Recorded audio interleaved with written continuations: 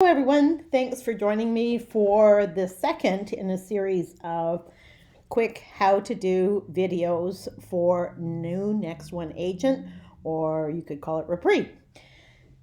So we're going to log in, again, use Google as your platform. It's probably the most stable for this software. And I'm going to log in. Now I'm on my home screen. So this video is going to give you a quick tour of the home screen so that you can see all the different things that are available to you. As I said in the previous one, this is an agent-centric software. So we've brought in a tool that you could use as a contact management system.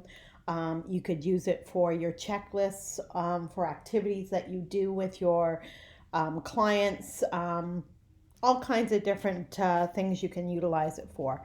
So how to navigate the home page. Number one, in Nexone agent, one thing you should remember that you should work or follow from left to right, and anytime you see an orange button like that, that is going to take you to another aspect of the software. So orange button's good. Left to right, and that helps you navigate through the system. So on the home page, we're in the home page tab, you've got a list of your clients.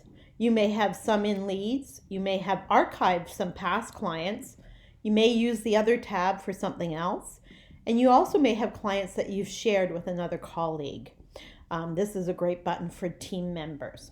If you're away or going away, you can actually share some of your clients with the agent that is going to look after your business, and they will have access to all the documents that are already in the system under that client's name. So it's a great tool to understand and use.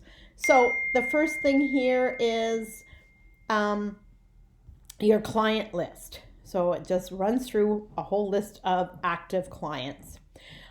When you have entered a client or you add a client to this, you will have the middle section be populate.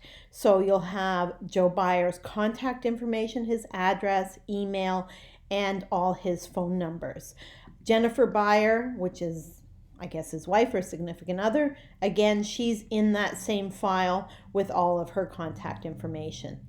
In this situation, I've dealt with them or I'm dealing with them as buyers. So the little house actually defines what transaction. If I wanted to change any of this detail, their contact information, phone or email, I can go into details up here in the top right corner, click on it, and I could modify all of their information. If I didn't want Joe Byer in my actives, because he's actually, that deal's closed and everything's done, I can add him into my archived. You're going to have to send Jennifer through to archive as well, so double check that she's been sent through. Then you're going to save the contact information. And now when we go into archive, we can see that Joe Byer is now in our archive files. So back to the active list, we're going to review what the center tab is. So this is in effect your file on that client. So if you dealt with them later and listed a property of theirs, you could add a listing to it. I'm just going to do here just quickly so I can show you. Come on, let's go. Jeez. Status. Oh, I forgot that. There we go.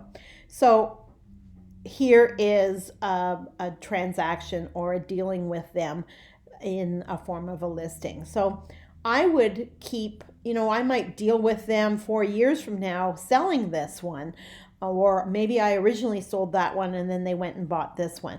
You can keep everything, all the transaction you do with Joe and Jennifer Byer in this form. You have an endless length of field here to keep adding transactions through the years that you deal with these people.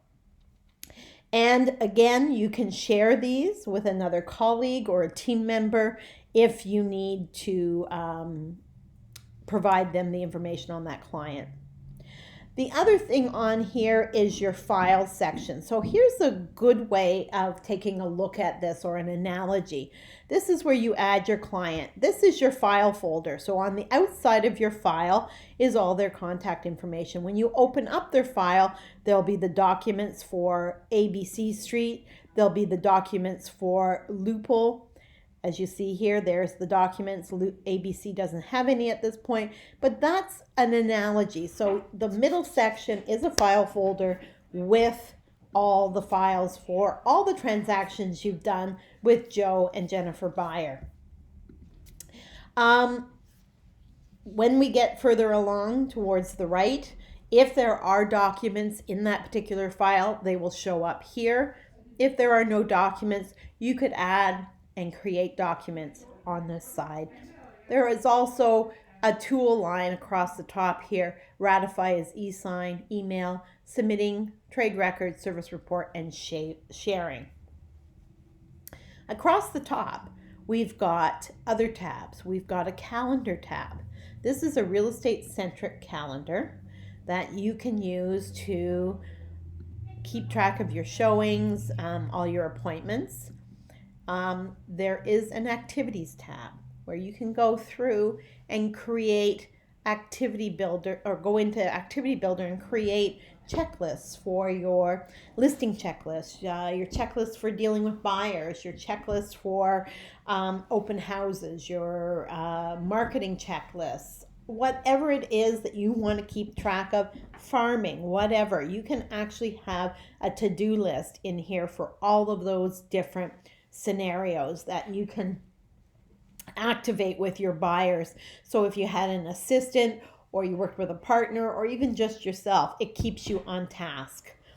Market intel. This will be coming. It is going to be a system for furthering your client management system. You'll have client communication through this, so you'll be able to do drip campaigns on them, send them reminders and what have you.